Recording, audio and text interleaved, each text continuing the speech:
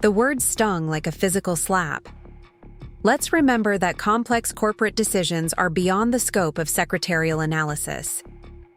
Just like that, in front of the entire executive team and 3 board members, my professional dignity evaporated.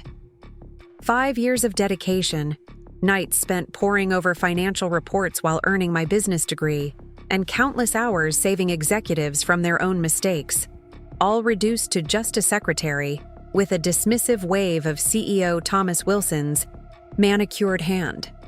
But what Wilson couldn't possibly know as he smirked at me across that gleaming mahogany boardroom table was that his public humiliation would trigger a chain of events that would completely transform both our careers within 48 hours. His attempt to put me in my place would prove to be the greatest professional gift anyone has ever given me.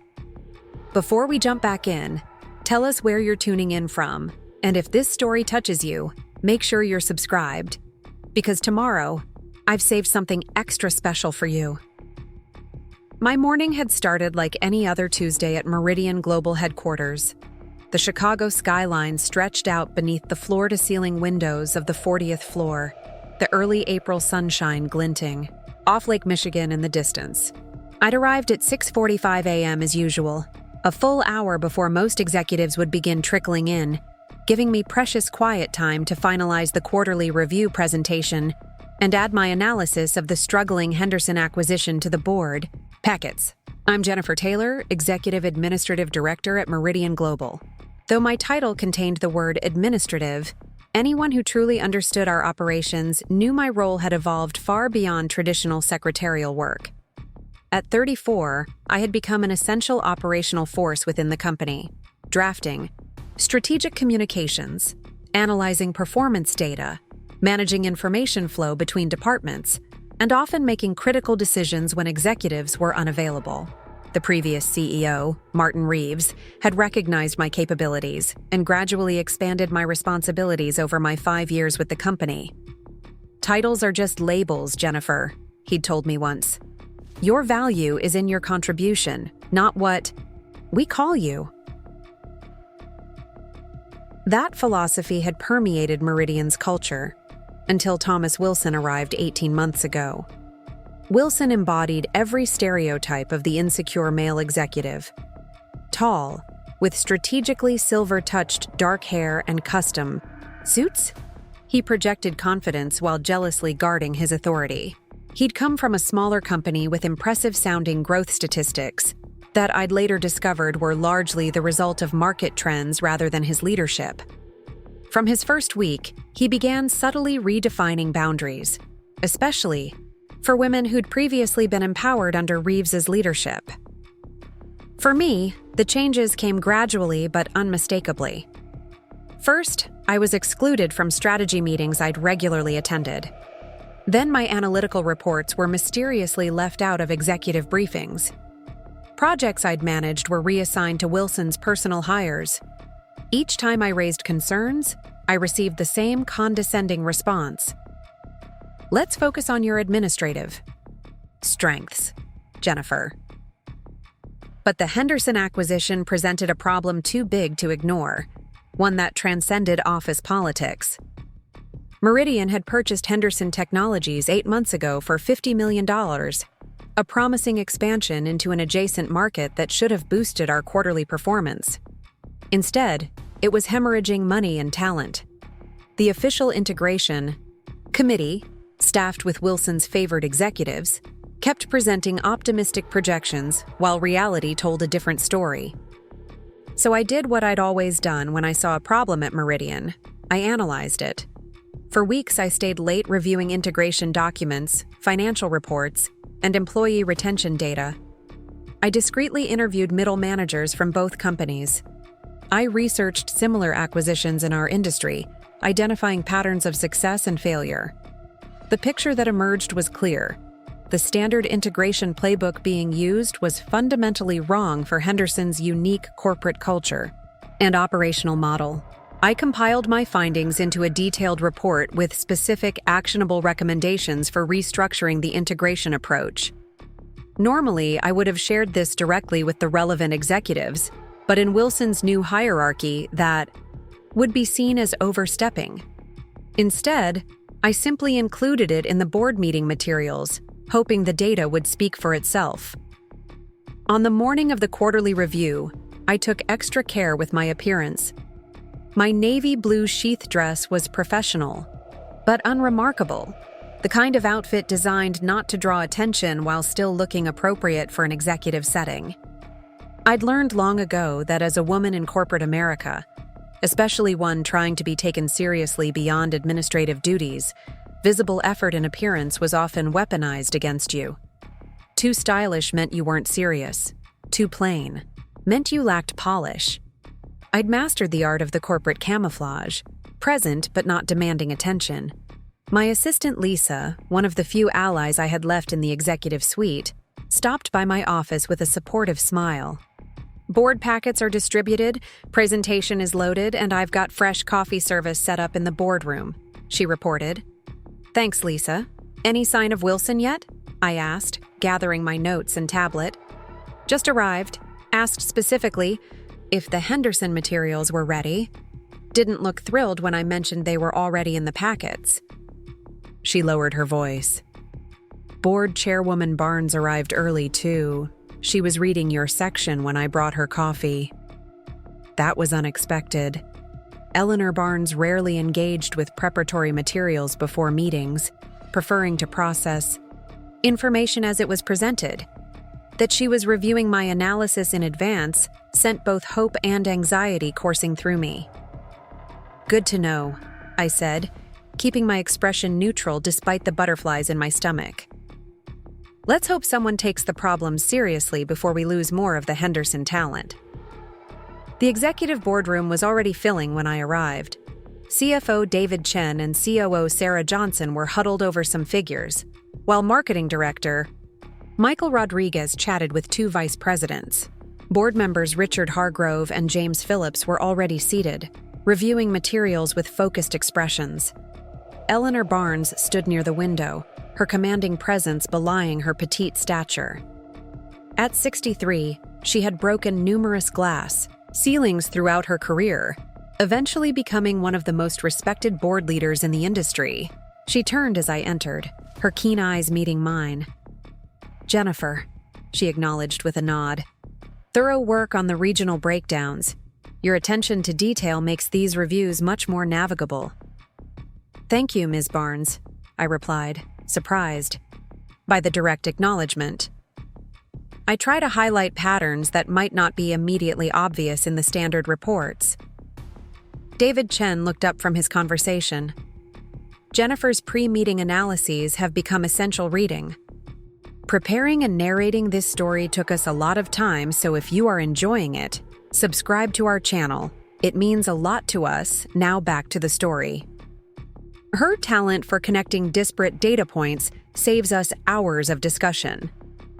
I felt a small surge of vindication at this public acknowledgement of my value, one that was quickly extinguished when Thomas Wilson strode into the room, his presence immediately commanding attention. "Good morning, everyone," he announced with practiced charm, his gaze sweeping the room before landing on me with slight confusion, as though surprised to find me among the executives. His expression shifted to something more calculated before he added, "Jennifer, would you arrange coffee for our board members? Then you can take notes from the side table." The dismissal was so casual, so matter-of-fact, that for a moment, I wasn't sure I'd heard him correctly. I had attended these quarterly reviews for years as a participant, not as support staff. My analysis was in the board packets. I had prepared key sections of the presentation. Yet Wilson was publicly relegating me to serving coffee, the most stereotypical secretarial duty imaginable. I felt heat rise to my face as several people looked between Wilson and me with uncertain expressions. I could have challenged him directly, created an uncomfortable scene that would have only reinforced whatever narrative he was building about me. Instead, I chose dignity over confrontation. "The coffee service is already arranged," I replied evenly, moving toward my usual seat at the table. I've prepared the Henderson integration analysis in Section 3 of your packets, as requested. Wilson's momentary frown revealed his displeasure at my failure to retreat to the side table, but with board members present, he didn't press the issue. Instead, he smoothly launched into his opening remarks, highlighting Meridian's positive performance indicators while glossing over the concerning trends my analysis had identified. The quarterly review proceeded through departmental updates, with each executive presenting their section of the report. When discussions turned to the struggling Henderson acquisition, CFO David Chen unexpectedly referenced my work. Before we continue with the official Integration Committee report, I'd like to draw everyone's attention to pages 24-37 in your packets, Chen said. Jennifer has compiled a comprehensive analysis of the Henderson situation that I believe offers valuable insights into our challenges there.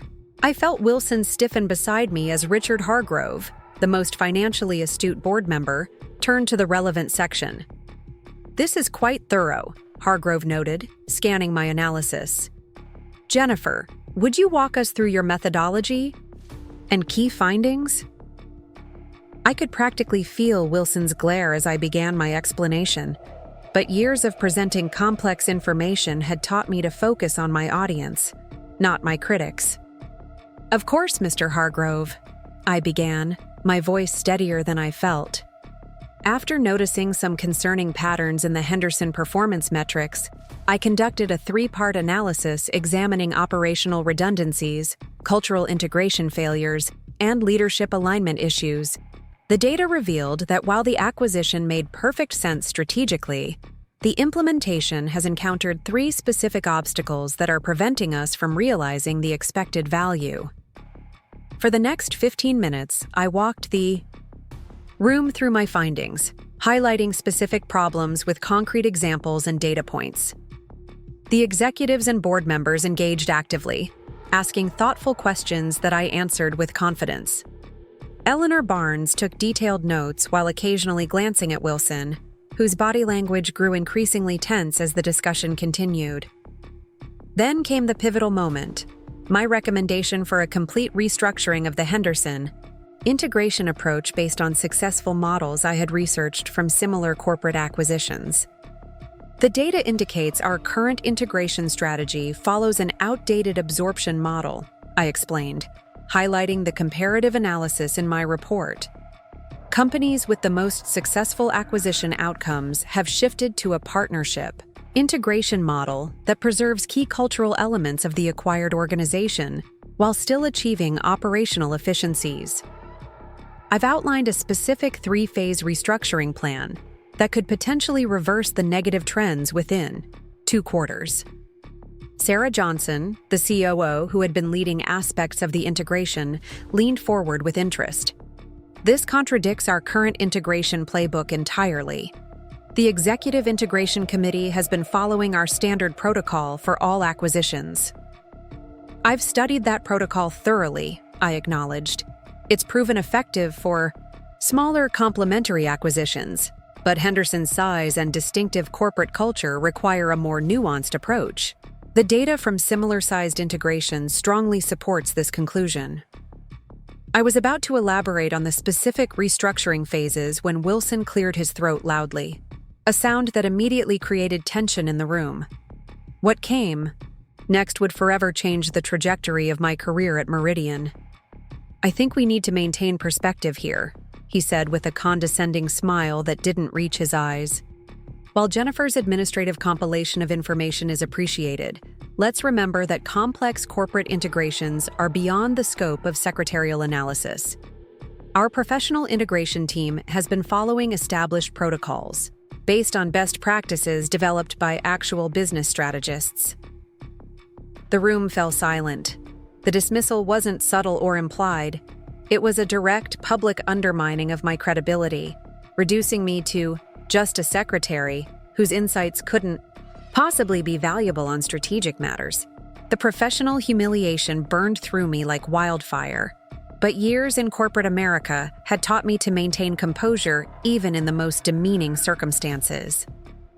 With all due respect, I responded, keeping my voice steady despite my Racing heart.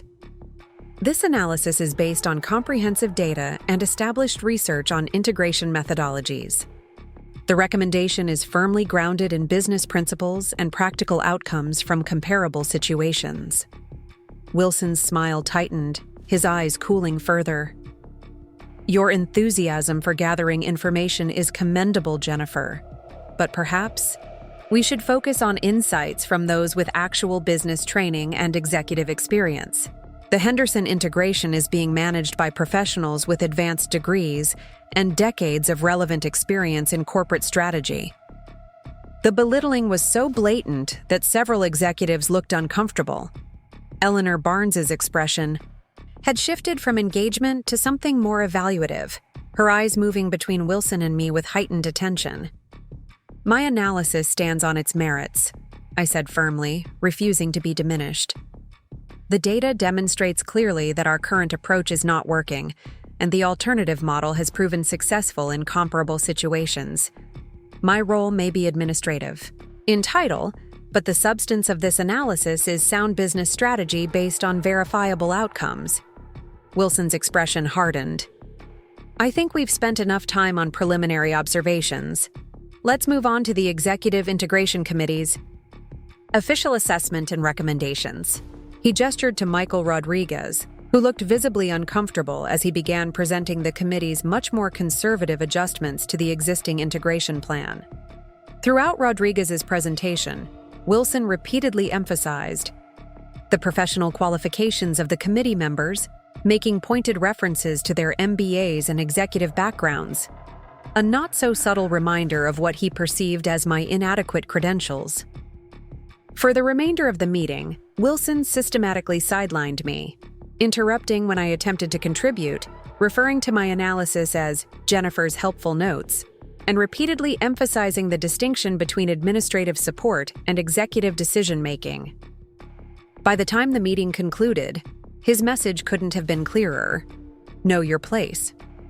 As the executives and board members filed out of the boardroom, several avoided eye contact with me, embarrassed perhaps by what they had witnessed, but unwilling to challenge the CEO. David Chen gave me a sympathetic glance, while Sarah Johnson whispered, "Good analysis," as she passed.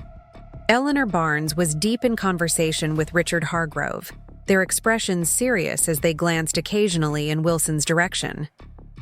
Wilson remained behind, his body language making it clear he wanted to speak with me privately.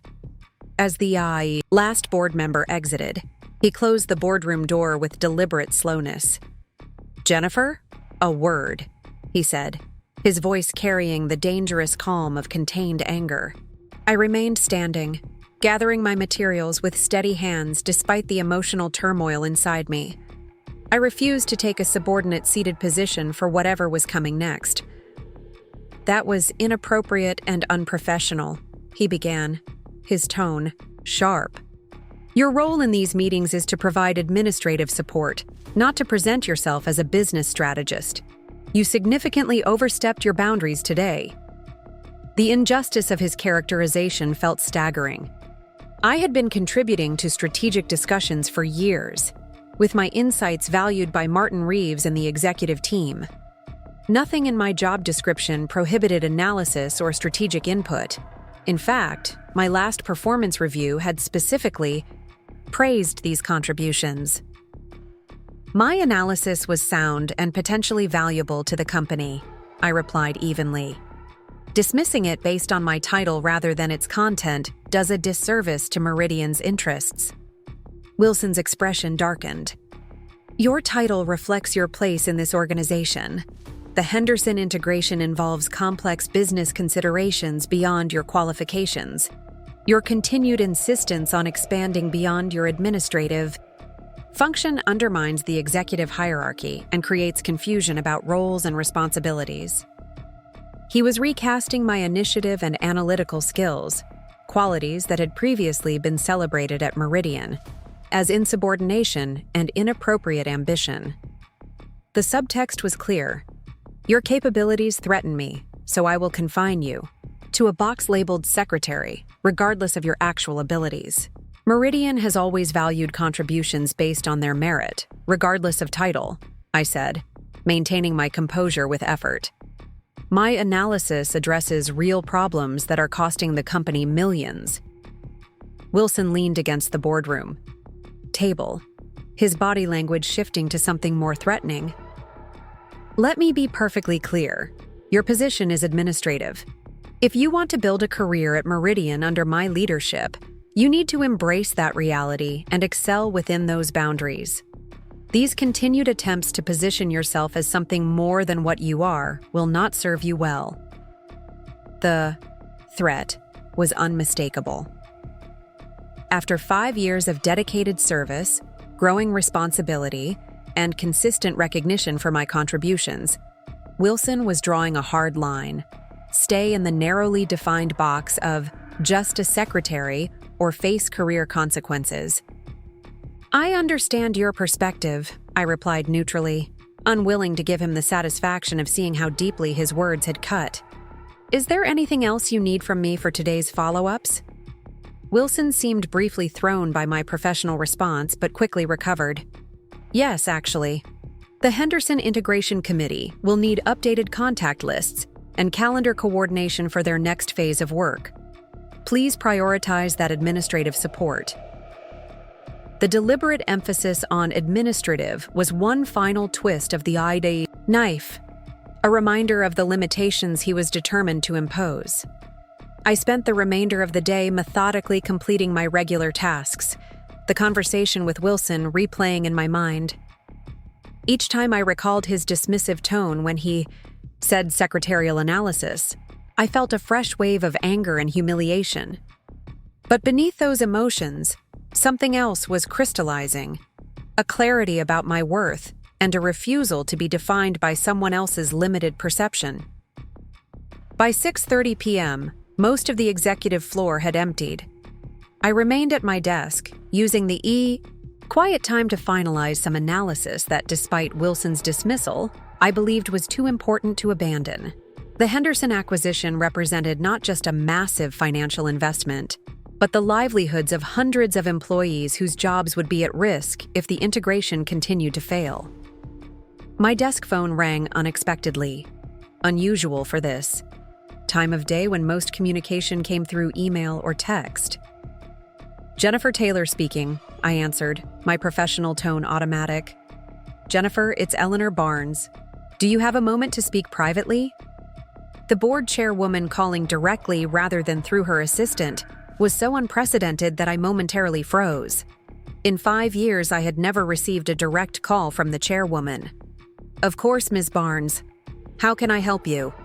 I managed to respond, my mind racing through possible scenarios, most of them involving my imminent dismissal for challenging the CEO. I'd like to discuss your Henderson integration analysis further, she said, her tone giving away nothing. Your approach to identifying the cultural integration barriers was particularly insightful, and I'd like to understand more about your proposed restructuring model. The unexpected validation from the company's most powerful figure momentarily left me speechless. I'd be happy to elaborate, I finally replied, careful to maintain my professional tone despite my surprise. Would you like me to send you the supporting research I've compiled? Actually, I'd prefer to discuss this in person. Can you meet me at 8:30 tomorrow morning at my office? Before the executive committee meeting. The request was extraordinary. Board members rarely engage directly with staff at my level, and private meetings with the chairwoman were usually reserved for the CEO and his direct reports. Yes, I'll be there, I confirmed, already mentally preparing how I would present my findings without Wilson's interference. Good. And Jennifer, please don't mention this conversation to anyone, including Mr. Wilson. I prefer to have an unfiltered discussion. After we ended the call, I sat in the empty office, processing this unexpected development. Barnes's direct outreach suggested that my analysis had resonated far more deeply than Wilson's dismissive treatment implied, and her request for confidentiality hinted at serious concerns about the current leadership approach. As I gathered my belongings to leave, I caught my reflection in the darkened window. Professional, capable, and possessing insights, valuable enough for the board chairwoman to seek out personally. The contrast between that reality and Wilson's characterization of me as just a secretary couldn't have been starker.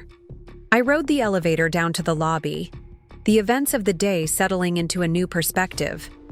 For 5 years, I had navigated corporate politics by accepting incremental limitations on my role, working within increasingly narrow boundaries, and allowing others to define my capabilities based on my title rather than my actual contributions.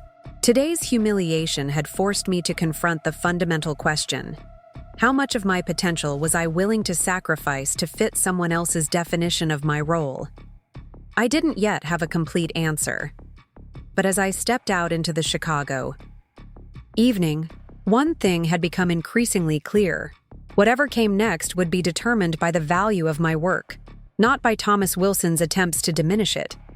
What I couldn't possibly know as I headed home that evening was that my early meeting with Eleanor Barnes would set in motion events that would transform my professional trajectory within 48 hours, and that Wilson's public attempt to humiliate me as just a secretary would ultimately prove to be the greatest career gift he could have possibly given me.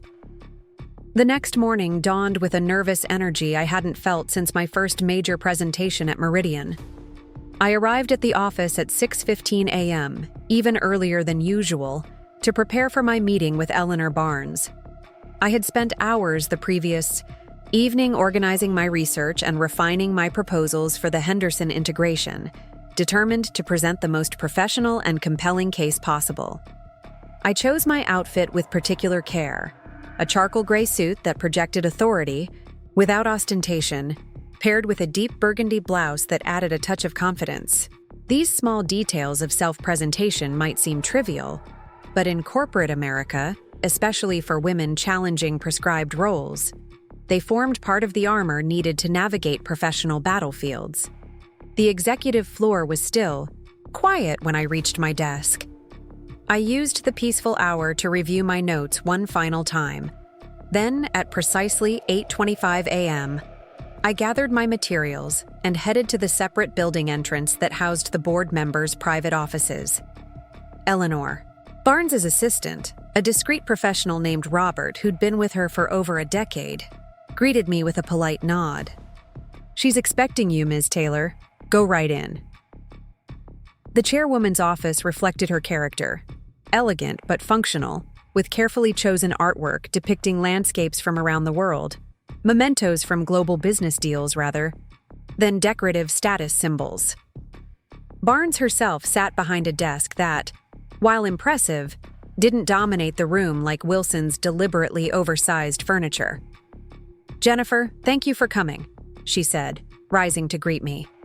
"Please, have a seat. Would you like coffee?" "Yes, thank you," I replied, settling into one of the chairs positioned across from her desk. I noticed she had my Henderson analysis open before her, sections highlighted and annotated in her precise handwriting. After Robert brought coffee and discreetly closed the door behind him, Barnes got straight to the point, another trademark of her leadership style.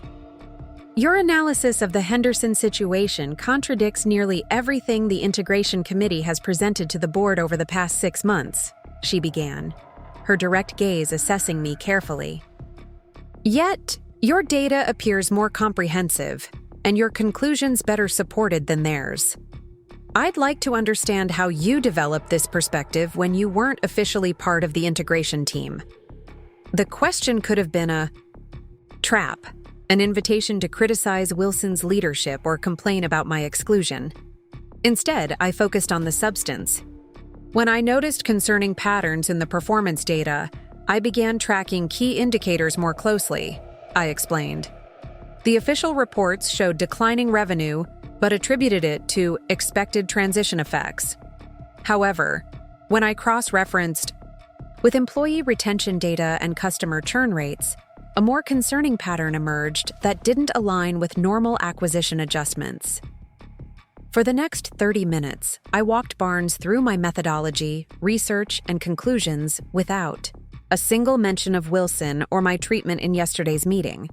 I focused entirely on the business problem, the data supporting my analysis, and the specific restructuring approach I believed could salvage the failing integration. Barnes listened intently, asking occasional piercing questions that revealed her deep understanding of corporate strategy. When I finished my explanation, she sat back in her chair, studying me with an expression I couldn't quite read. "You've done impressive work here, Jennifer," she finally said. "Work that goes well beyond what most would consider administrative responsibilities." "Thank you," I replied carefully. "I've always tried to contribute wherever I can add value to Meridian, regardless of formal role boundaries." "And how would you characterize your treatment yesterday during the quarterly review?" she asked, the abrupt change of subject catching me off guard. I paused, considering my response carefully. This was dangerous territory that could easily be characterized as personal grievance rather than professional concern. "I believe my analysis was dismissed based on my title rather than evaluated on its merits," I said finally. "That approach risks missing valuable insights that could benefit the company." Barnes nodded slowly. "That's a very diplomatic answer." She leaned forward slightly. "Let me be more direct. Thomas Wilson publicly undermined your credibility and dismissed valuable analysis during a critical discussion about a $50 million acquisition that's currently failing. That's not just a personal slight. It's a governance concern when a CEO prioritizes hierarchy enforcement over addressing business problems." Her frank assessment left me momentarily speechless. I hadn't expected such direct acknowledgement of what had transpired. "This isn't the first instance of concerning behavior we've observed," Barnes continued, "but it's perhaps the most blatant example of how Wilson's leadership style is affecting Meridian's operations. The board has been monitoring the situation for several months now." She closed my report and looked at me with new intensity. "Jennifer, I have a rather unusual request. The executive committee meeting starts at 10 a.m. I'd like you to present your Henderson analysis again, this time to the full board and executive committee, without Wilson present to interrupt or undermine your presentation." My heart rate immediately accelerated. "Without Wilson? I'm not sure he would—" "Wilson has been called to an urgent meeting with me and several board members at 10 a.m., Barnes interrupted with a slight smile. "He won't be aware that you're presenting to the remaining executives and board members until after it's occurred. The question is, are you prepared to do this?" The opportunity was extraordinary and terrifying. Presenting my analysis to the full leadership team without Wilson's interference could either validate my work in the most public way possible or set me up for an even more spectacular failure if my recommendations were rejected. "Yes," I said, firmly, surprising myself with the lack of hesitation in my voice. "I'm prepared to present my complete analysis and recommendations." Barnes's expression softened slightly. "Good, because Meridian needs people who prioritize the company's success over political navigation. Your willingness to put forward this analysis despite the obvious risks to your position speaks volumes about your character, Jennifer." She stood, signaling our meeting was concluding. "Robert will send you the updated meeting details. Prepare as if you're presenting to external stakeholders. Clear, confident, and focused on business impact." As I headed back to my office, my mind raced with the implications of what had just happened. I had less than an hour to prepare for a presentation that could potentially transform both the Henderson situation and my own professional standing at Meridian. The path ahead contained both tremendous opportunity and significant risk, exactly the kind of pivotal moment that defines careers. What I couldn't yet know was just how dramatically things would change by the end of that day, or that Wilson's attempt to publicly diminish me would become the catalyst for a professional transformation neither of us could have imagined. I hurried back to my office, mind racing with possibilities and preparations. The opportunity Eleanor Barnes had just handed me was both exhilarating and terrifying, a chance to present my Henderson analysis to the full board and executive committee without Wilson's interference. This wasn't just about professional vindication after yesterday's humiliation. It was about potentially saving a failing $50 million acquisition and the hundreds of jobs connected to it. My desk phone rang just as I reached my office. It was Lisa, her voice tight with urgency. "Jennifer, Wilson's looking for you. He seemed agitated when he couldn't find you at your desk." "Thanks for the heads up. If he asks again, tell him I'm preparing materials for the Henderson Integration Committee as he requested yesterday." It wasn't exactly a lie. I was indeed preparing Henderson materials, just not in the administrative capacity he had tried to confine me to. I had less than 45 minutes to refine my presentation for an audience that now included the entire board and executive leadership team. The stakes couldn't be higher. I closed my office door, something I rarely did, and focused on strengthening the most critical sections of my analysis.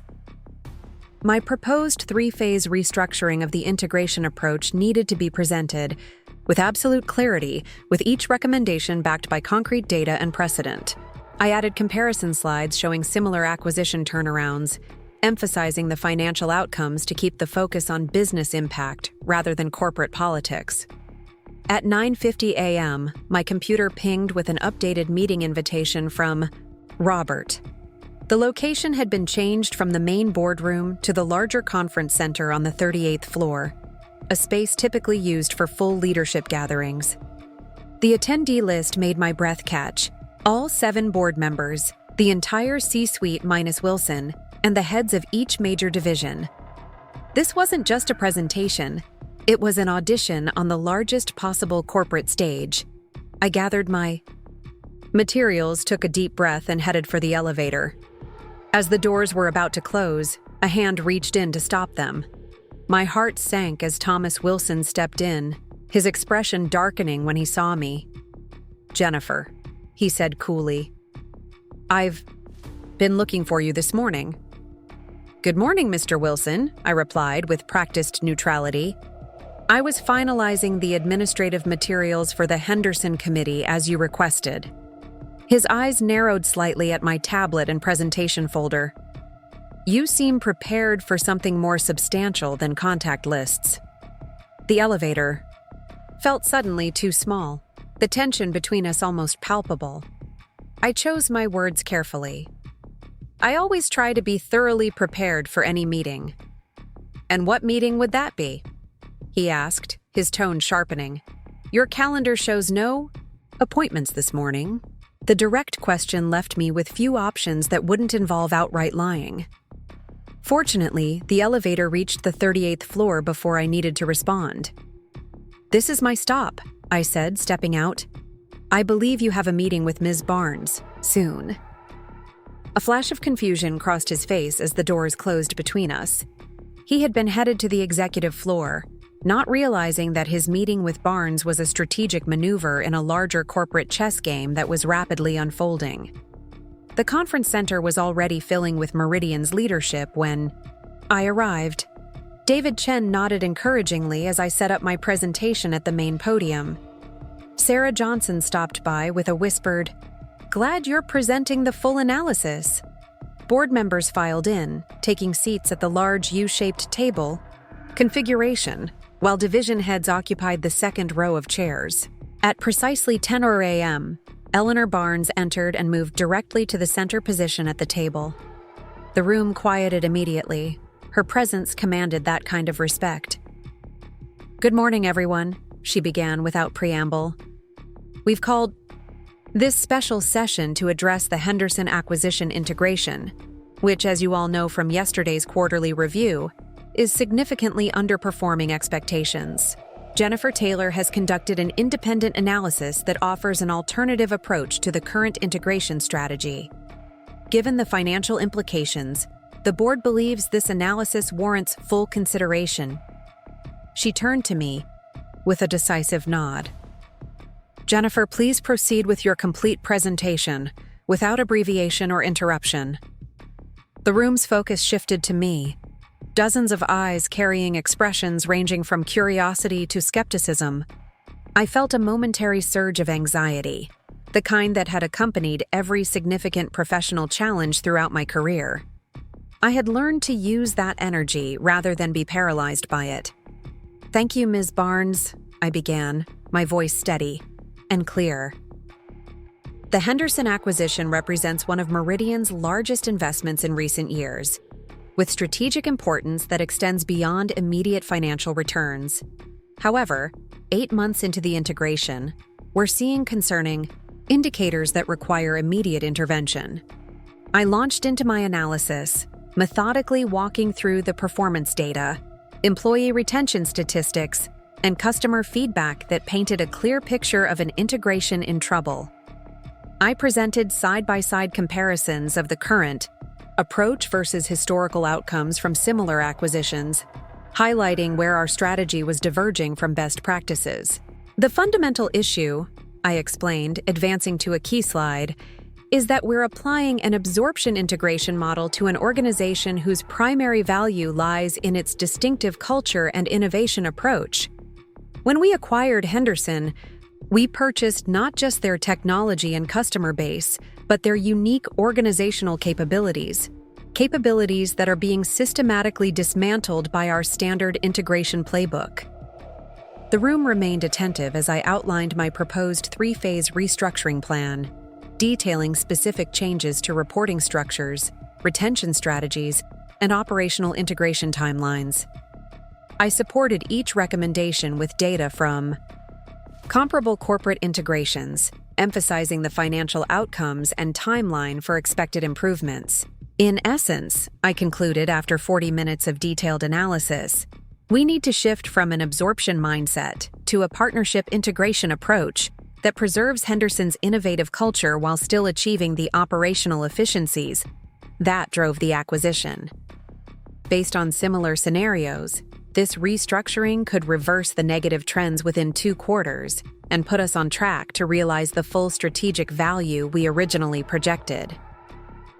The room fell silent as I finished.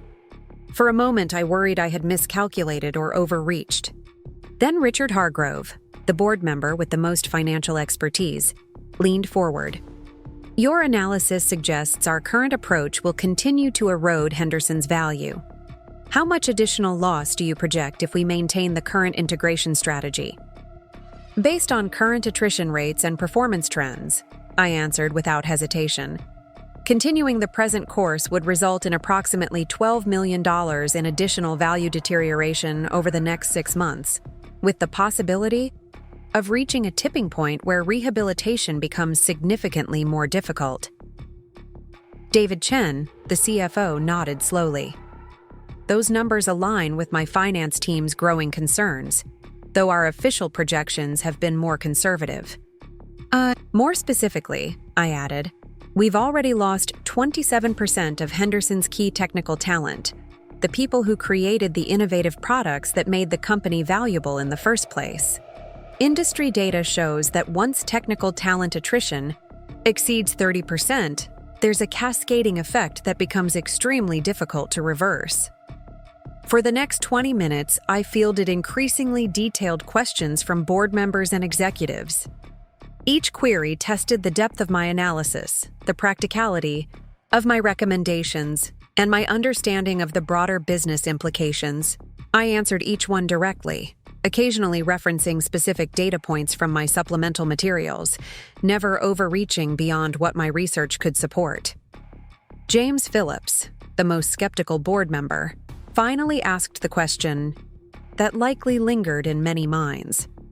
This analysis represents a significant departure from the current integration committee's approach. Why should we trust this assessment over the team specifically assigned to manage the integration? The question could have easily led me into criticizing Wilson's leadership or the committee he had staffed with his favorites. Instead, I focused solely on the objective elements. The Integration Committee has followed Meridian's standard playbook, which has worked well for smaller, complementary acquisitions, I acknowledged. My analysis doesn't question their expertise or intentions, but rather highlights that Henderson's unique characteristics require a different approach than our standard model. The data supporting this view comes directly from our own performance metrics and widely accepted research on similar integration scenarios. Eleanor Barnes studied me carefully before asking her first question of the session. If the board approves this restructuring approach, what would be the first 3 actions you would recommend, and what resource requirements would they entail? The question carried implications beyond mere strategy. She was asking about implementation, about practical next steps rather than theoretical frameworks. It was the kind of question posed to someone expected to execute, not just analyze. First, I replied after a thoughtful pause, we would need to immediately revise the organizational structure to preserve Henderson's core innovation teams, keeping them intact rather than distributing their members across our existing departments. Second, we would implement the retention program outlined on page 42, focusing on the remaining key technical talent with both financial and professional development incentives. Third, we would redefine the success metrics for the integration to emphasize innovation output and customer retention alongside operational efficiencies. I addressed the resource question with equal specificity. These changes would require reallocating approximately $3 million from the current integration budget, primarily from the systems consolidation timeline, which I recommend extending by 4 months. No additional funding would be needed, just a strategic reallocation of existing resources. Barnes nodded, seemingly satisfied with the practical nature of my response. Thank you, Jennifer. Your analysis is both thorough and actionable. She turned to address the entire room. Given the significance of the Henderson acquisition to our overall strategy and the concerning performance trends, the board needs to carefully consider the approach presented here against our current integration strategy. I'd like the executive team to provide their assessment of Jennifer's recommendations by end of day tomorrow. She paused, her gaze sweeping across the assembled leadership. I should note that this analysis was compiled by Jennifer on her own initiative, outside her formal responsibilities, because she recognized a business problem that needed addressing. That kind of ownership and problem-solving is exactly what Meridian needs at all levels of the organization. The implicit endorsement sent a ripple through the room.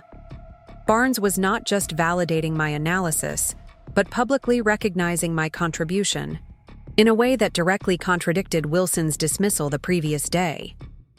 We'll reconvene tomorrow at 2 p.m. for a decision on the path forward, Barnes concluded. Jennifer, please make yourself available to the executive team for any clarifying questions regarding your analysis. As the meeting adjourned, several executives approached me with questions or comments about specific aspects of my presentation.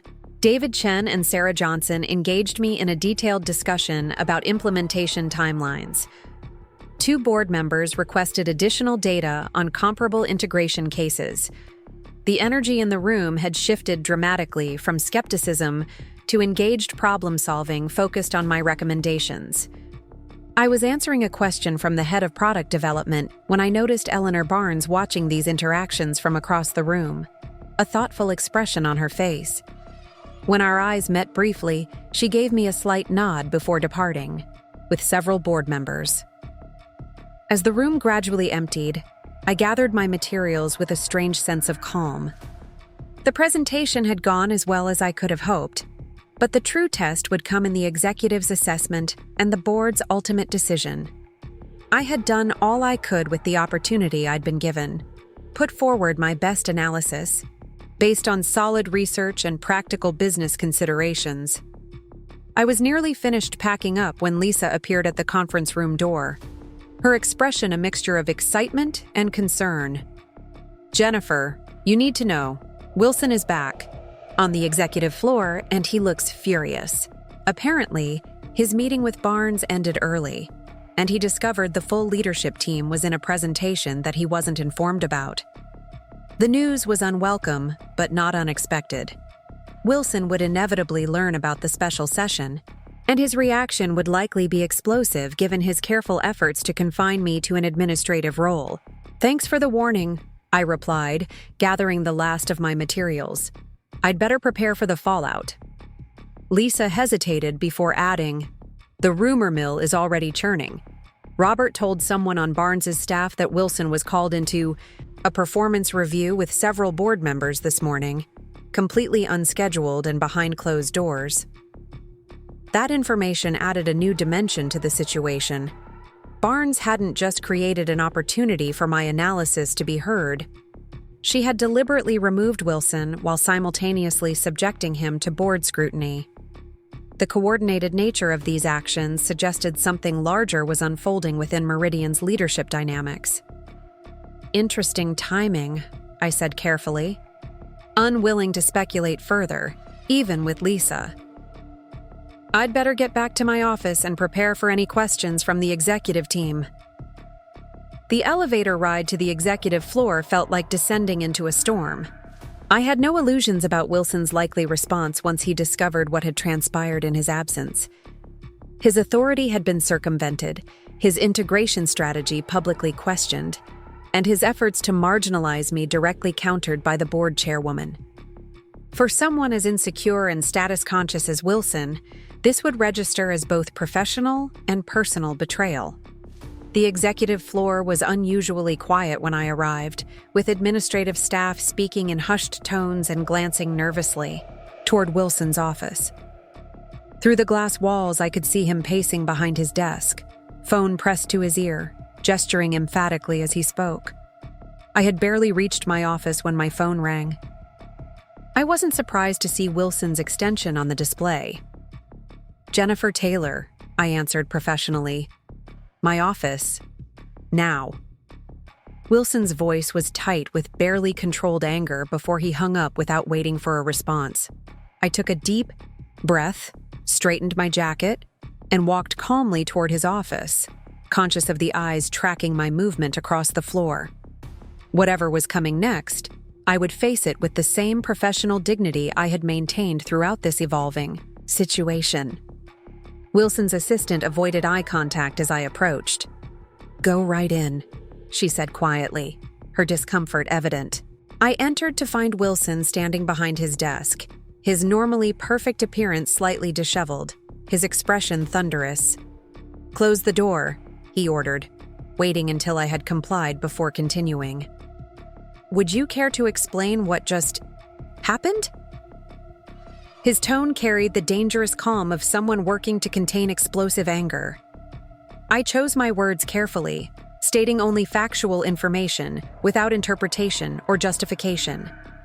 Eleanor Barnes requested that I present my Henderson integration analysis to the full board and executive team this morning.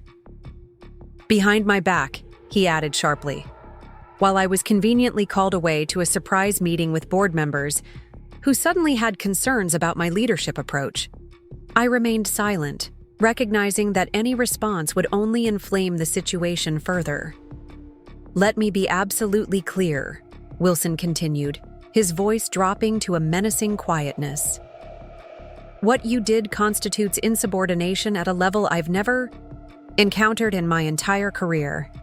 You deliberately undermined my authority, circumvented the chain of command, and presented unauthorized analysis contradicting the official strategy established by this company's leadership." The characterization was so divorced from reality, from the facts of how this presentation had been arranged by the board chairwoman herself, that I momentarily struggled to form a response. Ms. Barnes requested the presentation as part of the board's fiduciary responsibility to address the Henderson performance issues, I finally stated, keeping my voice calm and factual. I complied with that request as any Meridian employee would be expected to do. Wilson's face flushed with anger. "Don't hide behind Barnes. This presentation didn't materialize out of thin air. You've been working on this analysis for weeks, deliberately compiling information outside your role and responsibilities, creating an alternative strategy that contradicts established leadership decisions." He was partly right, of course. I had compiled the analysis on my own initiative, recognizing a business problem that needed addressing. But his framing of this as somehow nefarious or inappropriate revealed the fundamental disconnect in how we viewed professional responsibility. "The Henderson acquisition is struggling," I said evenly. As a Meridian employee concerned about the company's success, I analyzed available data to understand why and identify potential solutions. When that analysis revealed significant problems with our current approach, I included it in the board. Materials as relevant information for yesterday's review. Information that wasn't your responsibility to provide. Wilson's control slipped, his voice rising sharply. "You were hired to handle administrative coordination, not to develop corporate strategy. Your job is to support the executive function, not to substitute your judgment for those actually qualified to make these decisions." The dismissal was even more direct than the previous day's public humiliation. A clear statement that, in Wilson's view, my contributions could never extend beyond the narrowly defined box he had placed me in, regardless of their merit or value, to the company. "I understand that's your perspective," I replied, refusing to be baited into an emotional response that would justify his characterization of me as unprofessional. However, Meridian has always encouraged employees at all levels to identify problems and propose solutions. My analysis stands on its business merits regardless of my title. Wilson's eyes narrowed dangerously. "Your naivete would be amusing if it weren't so disruptive. Let me explain something about corporate reality that your business degree apparently failed to convey. Organizations function through defined roles and hierarchies for a reason. When individuals start freelancing beyond their assigned responsibilities, the entire structure becomes dysfunctional." He leaned forward, his hands flat on the desk. "You've made your choice, Jennifer. You chose to go around proper channels, undermine established leadership, and position yourself as some kind of strategic savior. Now you'll face the consequences of that choice." The threat was unmistakable, but instead of intimidation, I felt an unexpected calm. 5 years of increasingly valuable contributions to Meridian had earned me the right to be judged on the quality of my work, not confined by an arbitrary title. I identified a serious business problem, analyzed it thoroughly, and presented a data-driven solution when asked to do so by the board chairwoman. I stated simply, "I stand by both my analysis and my professional conduct throughout this process." Wilson's expression shifted to something colder and more calculated. "Then you stand alone. Effective immediately, you're being removed from all executive level responsibilities and communications. You'll return to strictly administrative functions under the supervision of my executive assistant. Your access to financial and strategic information systems will be restricted to the minimum required for basic administrative support." The demotion was as severe as it was vindictive. A complete stripping of the expanded role I had built. Over 5 years, reducing me to an entry-level position without even the autonomy to manage my own work. "Additionally," he continued with evident satisfaction, "you'll be relocated from the executive floor to the administrative support area on level 22, effective tomorrow morning. HR will adjust your compensation accordingly given the significant reduction in responsibilities." The comprehensive nature of the retaliation suggested Wilson wasn't just angry. He was genuinely threatened by my analysis and its reception. This wasn't disciplinary action. It was an attempt to remove me as a perceived challenge to his authority. "I understand," I replied, my composure a conscious choice rather than a natural reaction. "Will that be all?" My calm response clearly wasn't what Wilson had expected. He seemed momentarily thrown by my failure to plead, argue, or show distress. "Yes," he finally said. "It will be up shortly to adjust your system access. Have your personal items packed by end of day tomorrow for the relocation." I turned to leave, then paused at the door. The executive team may have follow-up questions about my Henderson analysis, as Ms. Barnes indicated. Should I direct them to you moving forward? The simple question highlighted the absurdity of his retaliation. He was removing the person who had developed the analysis now being seriously considered by Meridian's leadership, creating an operational problem in service of his ego. Wilson's jaw tightened visibly. Any questions can be submitted in writing. You can forward them to my office. I nodded and left without further comment, closing the door quietly behind me. The executive floor had grown even quieter during our meeting, with staff pretending to work while obviously attuned to the drama unfolding in the glass-walled office. I walked back to my desk with measured steps, my expression revealing nothing of what had just transpired. Lisa appeared at my office door moments later, her concern evident. "That looked intense. Are you okay?" "I'm being demoted to administrative support under Wilson's assistant," I replied quietly. "Relocated to level 22 by tomorrow, with restricted system access and reduced compensation." Her eyes widened in shock. "He can't do that. Not after your presentation was requested by Barnes herself." "Apparently he can," I said, beginning to organize files on my desk, at least until someone tells him otherwise. "This is blatant retaliation," Lisa whispered fiercely. "You need to report this to HR immediately." I shook my head slightly. HR reports to Wilson. This isn't about policy violation. It's about power dynamics at the executive level. The solution won't come from an HR complaint. I didn't add what I was increasingly suspecting, that Wilson's extreme reaction might actually accelerate whatever process Barnes had set in motion with this morning's coordinated meetings. His retaliatory demotion created a clear narrative. That would be difficult to defend to a board already concerned about his leadership approach. "Then what are you going to do?" Lisa asked, her expression a mixture of concern and indignation on my behalf. I considered the question carefully. The professional humiliation Wilson had inflicted was designed to break me, to force either resignation or submission. Either outcome would validate his perspective and erase the credibility my analysis had established with the board and executive team. "I'm going to continue doing exactly what I've always done," I replied with quiet determination. "Focus on Meridian's business interests, respond professionally to leadership requests, and let the quality of my work speak for itself." The simplicity of this approach seemed to surprise Lisa, who had perhaps expected either dramatic resistance or defeated acceptance. "The executive team has until tomorrow to assess my Henderson recommendations," I continued, "and the board reconvenes at 2 p.m. for a decision. Whatever happens with my position here, that process will continue because the business problem remains regardless of corporate politics." Before Lisa could respond, my phone rang. The display showed David Chen's direct line. The CFO rarely called rather than texting or emailing. "David Chen for you," Lisa said meaningfully before stepping out to give me privacy. "Jennifer Taylor," I answered.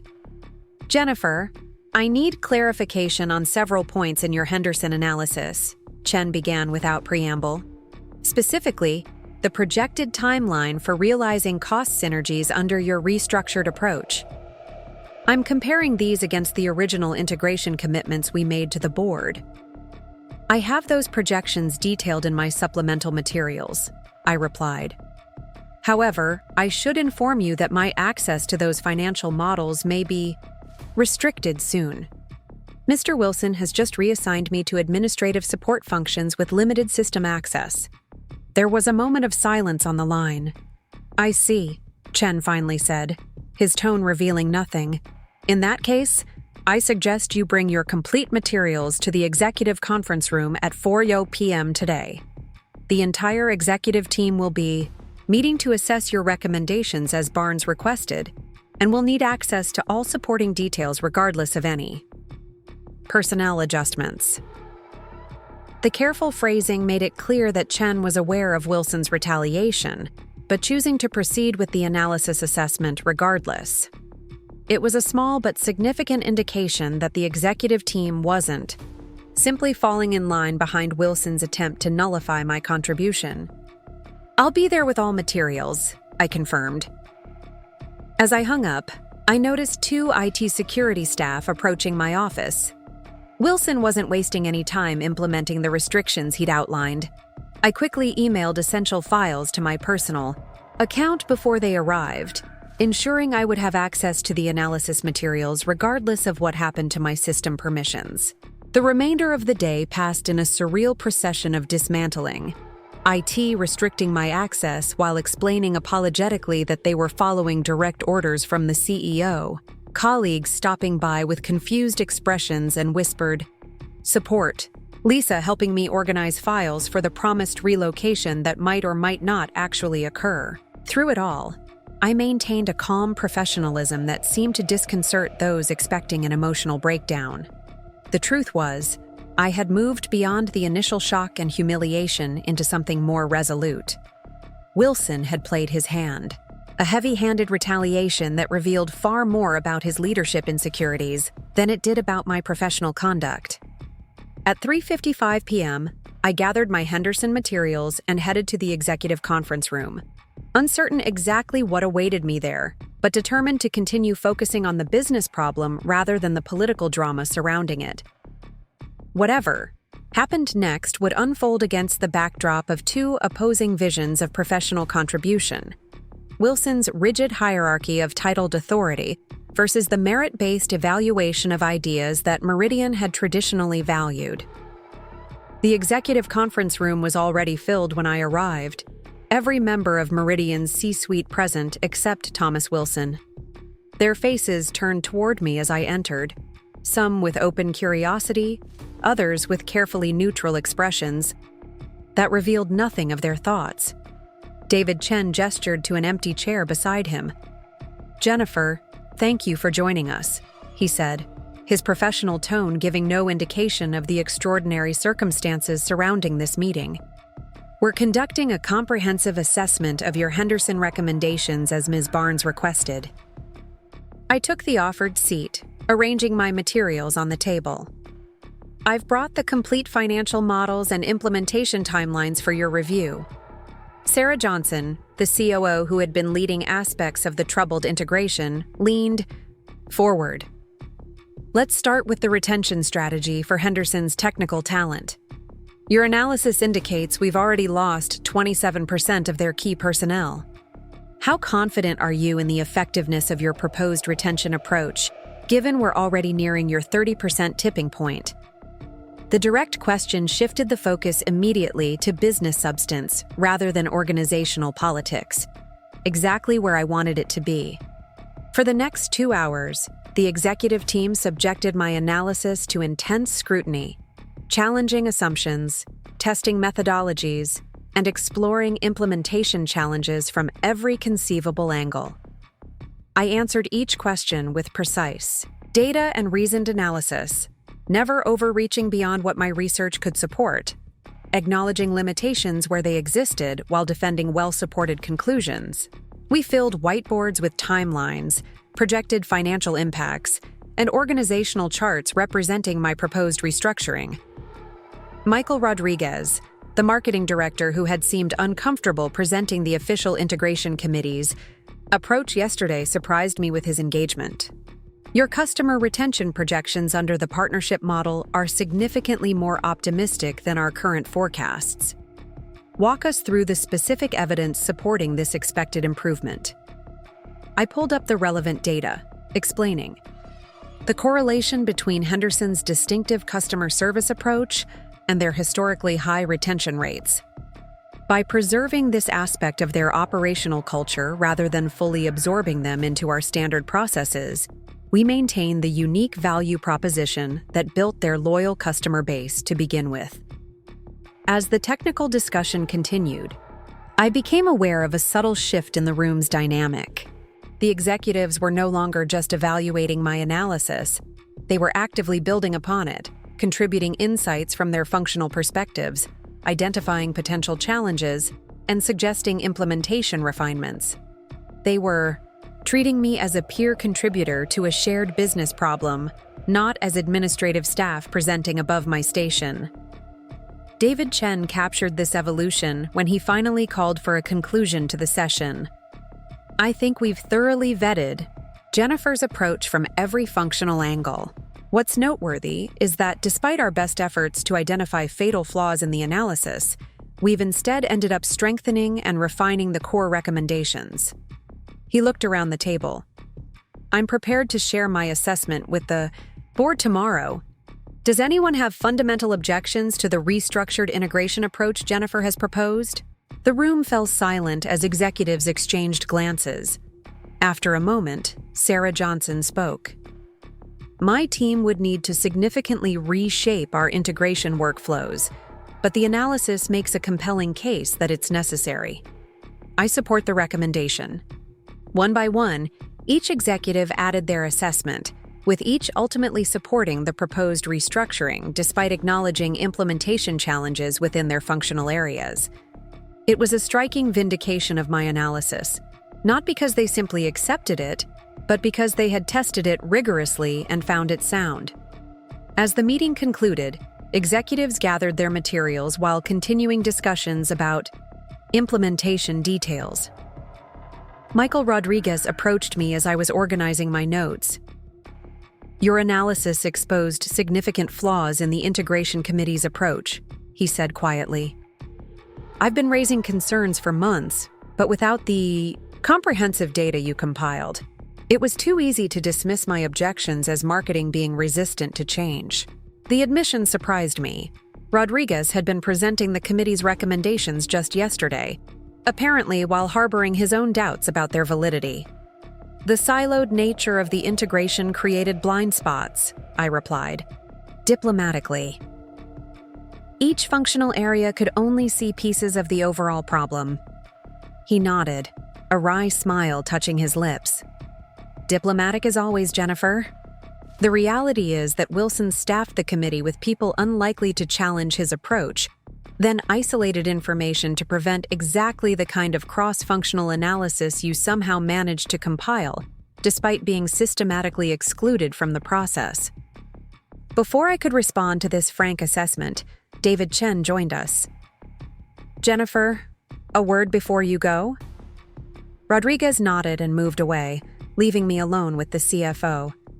The executive team will be presenting a unanimous endorsement of your restructuring proposal to the board tomorrow, Chen said, his voice low enough that nearby conversations would mask our discussion. I thought you should know that before you make any decisions about your situation here. The statement confirmed what the meeting had suggested. My analysis had survived the executive team's scrutiny and would move forward regardless of Wilson's attempts to sideline me. Yet Chen's phrasing implied he knew about my demotion and expected me to be contemplating resignation as a result. I appreciate the information, I replied carefully. My focus remains on what's best for Meridian, regardless of my personal circumstances. Chen studied me thoughtfully. That's evident in how you've handled this entire situation. It's also why I've recommended to the board that you be formally appointed to lead the Henderson restructuring implementation, reporting directly to the executive committee, rather than through the normal management hierarchy. The recommendation was startling, a complete end run around Wilson's authority that would not only reverse my demotion, but elevate me to a position of significant operational responsibility outside his direct control. That's unexpected, I managed, processing the implications. Is it? Chen asked with a slight smile. You identified a critical business problem, developed a comprehensive solution based on rigorous analysis, and presented it with perfect professionalism despite extraordinary obstacles. Those are precisely the qualities needed to implement the complex restructuring you've proposed. He gathered his materials, then added quietly, The board meets at 2 tomorrow. I suggest you proceed with your normal responsibilities until then, regardless of any transitional instructions you may have received. The measured advice was clear. Don't comply with the demotion. Don't resign. Don't do anything dramatic. That might complicate the board's decision-making process. Simply maintain professional continuity until the situation resolved. I understand, I replied. Thank you for the guidance. As I left the conference room, I noticed Lisa waiting near the elevators, her expression a mixture of anxiety and curiosity. She fell into step beside me as I walked back toward my office. "The rumor mill is operating at unprecedented speed," she said in low tones. "Everyone's heard about your demotion and Wilson's meltdown, but now people are saying the executive team held a special session to review your Henderson analysis without Wilson present. What's really happening?"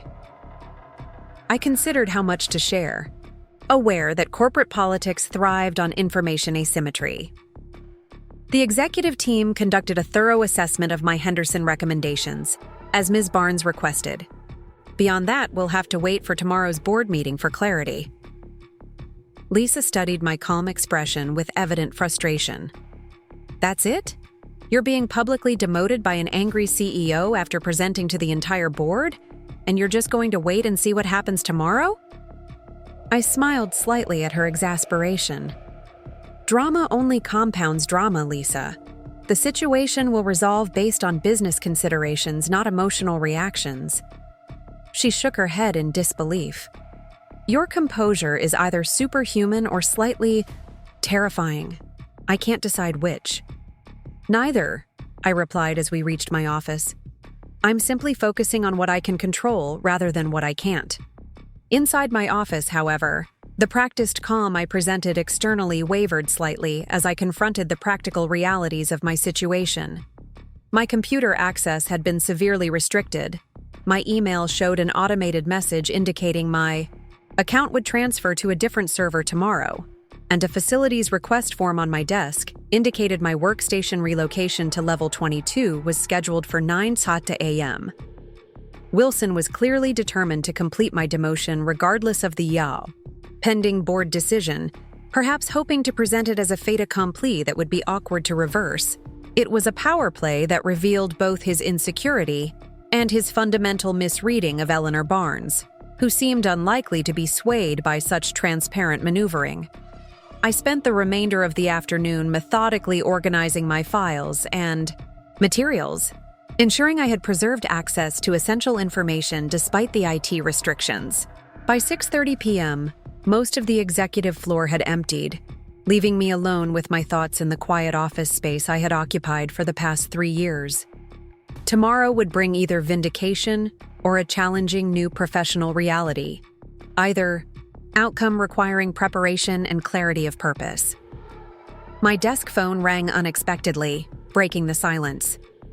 "Jennifer Taylor," I answered, expecting perhaps a facilities confirmation about tomorrow's planned relocation. "Jennifer, it's Eleanor Barnes. Do you have a moment to stop by my office before you leave this evening?"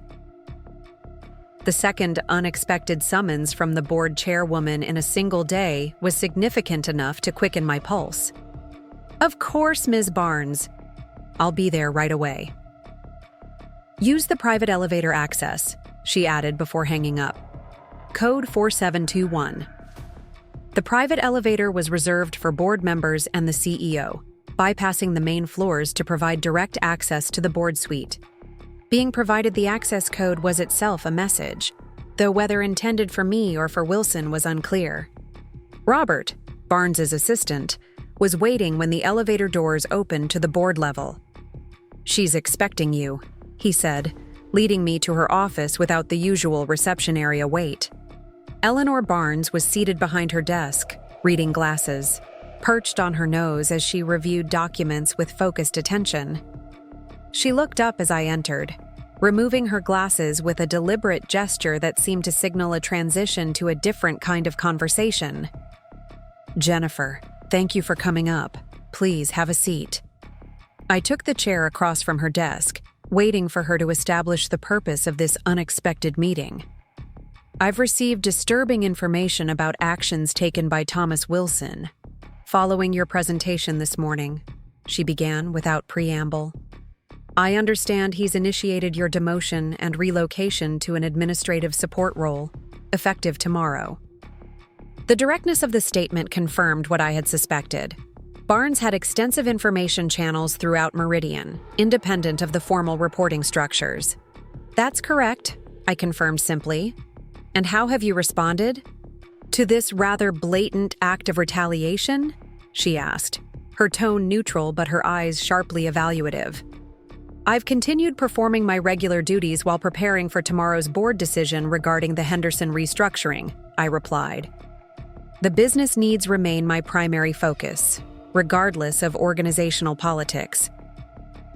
Barnes nodded slightly, as though my answer had confirmed something she already suspected. A remarkably measured approach given the circumstances. Most people would have either resigned in protest or escalated the situation through formal complaints. Neither option would serve Meridian's interests, I noted. A resignation would disrupt the Henderson restructuring process if that's approved tomorrow, while formal complaints would create unnecessary institutional conflict during a critical business decision. So you've chosen to simply absorb a significant professional blow while waiting for organizational justice to potentially materialize at some future point, Barnes observed, studying me with increased interest. That's either exceptional patience or concerning passivity. The characterization felt like a test, one that required a more candid response than corporate diplomacy would typically allow. With respect, Ms. Barnes, it's neither, I replied with quiet firmness. It's a strategic choice to maintain professional continuity during a volatile situation.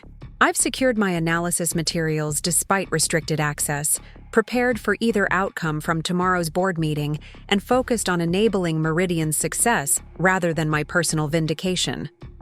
I paused briefly before adding, that said, I have no intention of permanently accepting a demotion that contradicts 5 years of consistently valuable contributions to this company. I'm simply choosing the timing and manner of addressing it based on business priorities rather than emotional reaction. A smile touched Barnes's lips, the first genuine one I'd seen from the typically reserved chairwoman. That's precisely the response I was hoping for, she said, her tone warming slightly.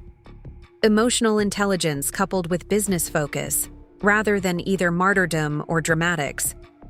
She opened a folder on her desk, revealing what appeared to be performance reports and organizational charts. The board has been evaluating Thomas Wilson's leadership approach for several months now. Your Henderson analysis and his reaction to it have provided valuable insights into systemic issues with his management style and decision-making process. The statement confirmed what I had begun to suspect, that my situation was just one element in a larger evaluation of Wilson's leadership that had been underway well before our recent conflict. Tomorrow's board meeting will address both the Henderson restructuring and Thomas Wilson's position as CEO, Barnes continued, her directness startling even in this confidential setting. Your professional handling of an extremely difficult situation has been noted by the full board. She closed the folder decisively. David Chen has recommended you lead the Henderson restructuring implementation, reporting to the executive committee rather than through normal management channels. The board will consider that recommendation as part of tomorrow's decisions. The confirmation of Chen's earlier comment made the situation even more concrete.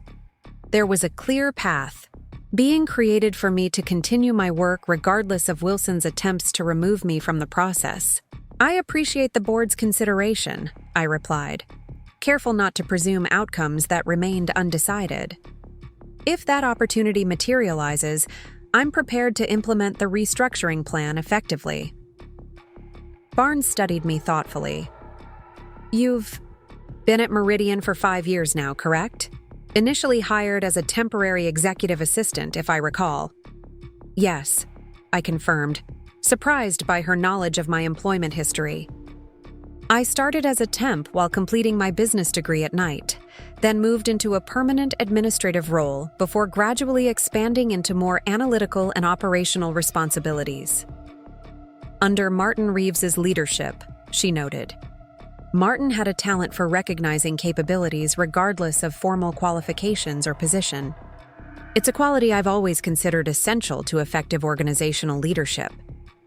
The implicit comparison to Wilson's rigid hierarchical approach was clear, as was Barnes's personal philosophy regarding talent development. Has Wilson's limitation of your role been an ongoing issue, or primarily centered around the Henderson situation? She asked, shifting into what felt like a more formal fact-gathering mode. I considered the question carefully, aware that my response could significantly impact the board's evaluation of Wilson. Corporate politics often rewarded diplomatic vagueness in such situations, but Barnes's direct approach seemed to demand equal candor. The limitations began systematically about 6 months ago, I replied. Initially, with exclusion from strategy, meetings I had previously attended, then progressing to reassignment of analytical projects and increasing restrictions on information access. The Henderson situation merely accelerated and made explicit what had been an ongoing pattern of role: confinement. Barnes nodded, making a brief note in the folder. And did Wilson ever explicitly state his rationale for these changes? He consistently framed it as appropriate role definition, ensuring that administrative staff remained focused on administrative functions rather than expanding into areas requiring actual business training and executive experience. To quote his phrasing, "Despite your business degree and demonstrated capabilities in those areas," Barnes observed. "Yes," I confirmed simply, letting the factual contradiction stand without editorial comment. Barnes made another note before closing the folder definitively. "Thank you for your candor, Jennifer. The board values transparent information, particularly in situations with significant organizational implications." She stood, signaling the meeting's conclusion. "I suggest you continue as you have been, focusing on Meridian's business needs while navigating this temporary uncertainty. The board meeting begins at 2 tomorrow, and I anticipate decisions will be communicated by end of day." As Robert escorted me back to the private elevator, I felt an unusual mixture of caution and optimism. Barnes had essentially confirmed that Wilson's leadership was under comprehensive review by the board, with my situation serving as one data point in a larger evaluation. Yet board dynamics were notoriously complex, with institutional considerations often outweighing individual situations regardless of their merit. The executive floor was completely empty when I returned, the last of the regular staff having departed during my meeting with Barnes. I gathered my personal items, a small plant, family photos, reference books I'd accumulated over the years, and placed them in a box, preparing for either possibility tomorrow might bring. Whether I would be setting up in a new leadership role or clearing out my desk entirely, being prepared for either outcome seemed the most practical approach. As I waited for the elevator to the lobby, I reflected on how dramatically circumstances had changed in just 36 hours. From being publicly humiliated as just a secretary, to having the board chairwoman directly discussing CEO succession planning with me, the whiplash-inducing shift would have been disorienting if I hadn't remained focused on the fundamental business issues rather than the surrounding drama. The Chicago evening was unseasonably warm as I left the building, the spring air carrying hints of the summer to come. I decided to walk part of my commute home, using the time to process the swirling possibilities and prepare mentally for tomorrow's resolution, whatever form it might take. My phone buzzed with a text message from Lisa. "Entire executive team in closed-door session all afternoon after your meeting. Wilson nowhere to be seen. Something big happening. Updates?" I smiled slightly at her insatiable curiosity but chose not to respond immediately. The situation was delicate enough without adding speculation via text messages that could potentially be monitored or forwarded in the current charged environment. Instead, I allowed myself the luxury of imagining various potential outcomes from tomorrow's board meeting, assessing how I would respond to each scenario with the same professional focus I'd maintained throughout this challenging situation. By the time I reached my apartment, I had mentally prepared for everything from complete vindication to negotiating a graceful exit, all while maintaining the dignity and business focus that had carried me through 5 years of corporate politics at Meridian. The morning brought a strange sense of calm despite the uncertainty looming ahead. I dressed with particular care, choosing a charcoal gray suit that projected authority without ostentation, paired with a deep blue blouse that added a touch of confidence. These small details of self-presentation might seem trivial in the grand scheme of corporate power struggles, but they formed part of the armor needed to navigate the day ahead. I arrived at the office at my usual early hour, half expecting to find my access badge deactivated as part of Wilson's demotion directive. Instead, I was greeted by security with the same respectful nod I received every morning, my credentials working normally as I proceeded to the executive floor. The first surprise came immediately upon exiting the elevator. Where I had expected to find moving boxes and facilities staff preparing for my relocation to level 22, I instead found my office exactly as I had left it the previous evening. No relocation notice, no moving supplies, no visible indication that the demotion Wilson had so definitively ordered was actually proceeding. Lisa arrived as I was settling at my desk, her expression a mixture of conspiracy and excitement. The relocation was mysteriously canceled late yesterday, she reported in hushed tones. Facilities received a direct order from David Chen's office, countermanding Wilson's directive. And that's not all. IT reports that your system access has been restored to previous levels, again by direct order from Chen, rather than through normal channels. The information suggested the executive team was already implementing a containment strategy around Wilson's retaliatory actions, carefully undoing his directives without creating an open confrontation before the board meeting. It was a sophisticated approach to organizational management during leadership transition, maintaining operational continuity while preparing for governance changes. Interesting, I replied neutrally, unwilling to fuel speculation regardless of how warranted it might be. Any sign of Mr. Wilson this morning? Lisa shook her head. His assistant says he's in off-site meetings until the board session this afternoon. Reading between the lines, I think he's been told to stay away from the office until the board makes its decisions. That would align with standard practice during high-level leadership reviews, creating physical separation to reduce potential disruption while governance processes unfolded. If Lisa's assessment was accurate, it suggested the board's considerations regarding Wilson had progressed even further than Barnes had indicated.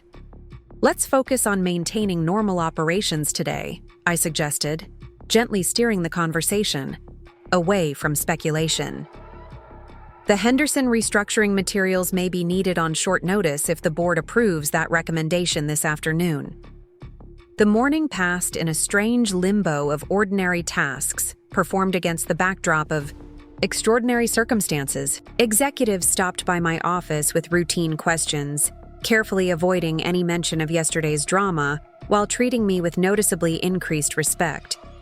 Staff throughout the executive floor watched these interactions with barely concealed curiosity, trying to discern the shifting power dynamics from subtle cues and changed patterns. At 1:45 p.m., my phone rang with Eleanor Barnes's extension displayed. Ms. Barnes would like you to join the board meeting at 2:30, Robert informed me formally. Please bring your complete Henderson restructuring materials. The timing was significant, 30 minutes after the meeting's start rather than at the beginning, suggesting the board would address other matters first before turning to the Henderson situation. Given Barnes's comments yesterday, those other matters likely included Wilson's leadership position, creating a sequential decision process that would establish the organizational context before addressing specific strategic initiatives. I'll be there with all materials, I confirmed, maintaining professional neutrality despite the butterflies suddenly active in my stomach. The next 45 minutes crawled by with excruciating slowness as I prepared my presentation materials and mentally reviewed key aspects of the restructuring plan.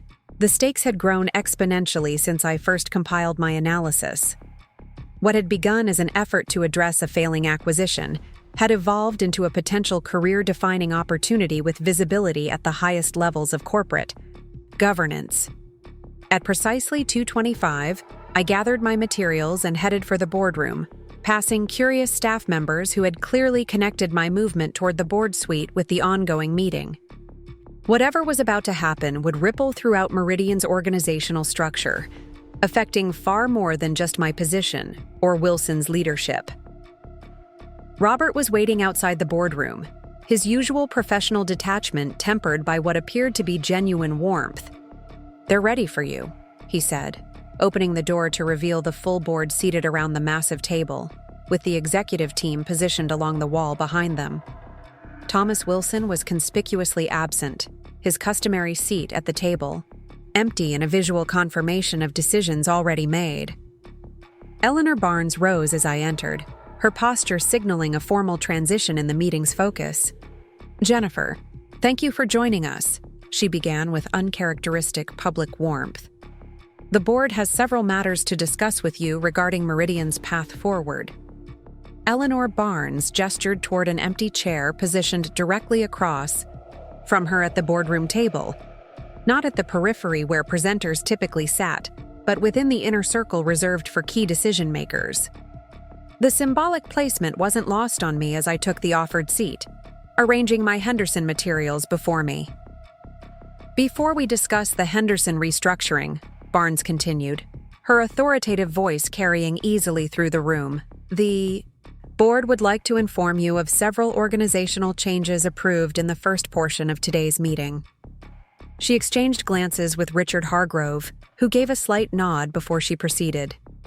"Effective immediately, Thomas Wilson is no longer serving as CEO of Meridian Global.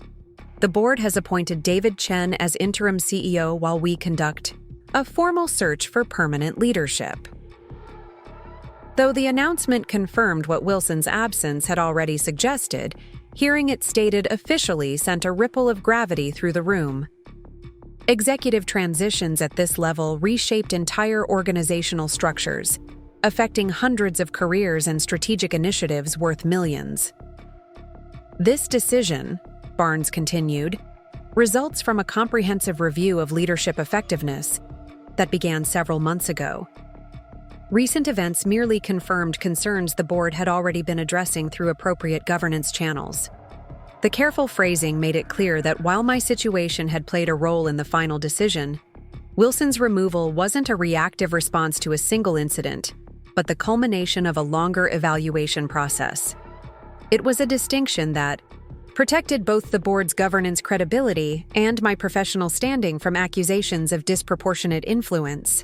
David Chen spoke next, his voice carrying the measured authority of someone already settling into expanded leadership responsibilities. "The executive team unanimously supports this transition and is committed to maintaining operational continuity through the change process." The statement wasn't mere platitude. It signaled that the C-suite had aligned behind Chen's interim leadership, eliminating the possibility of factionalism that often plagued executive transitions. The United Front suggested Wilson had lost support across the leadership team, not just with the board. "These changes," Barnes continued, returning the focus to me, "create both opportunity and necessity regarding the Henderson restructuring you've proposed. The board has unanimously approved your recommendations for a revised integration approach, with implementation to begin immediately given the continuing value deterioration under the current strategy."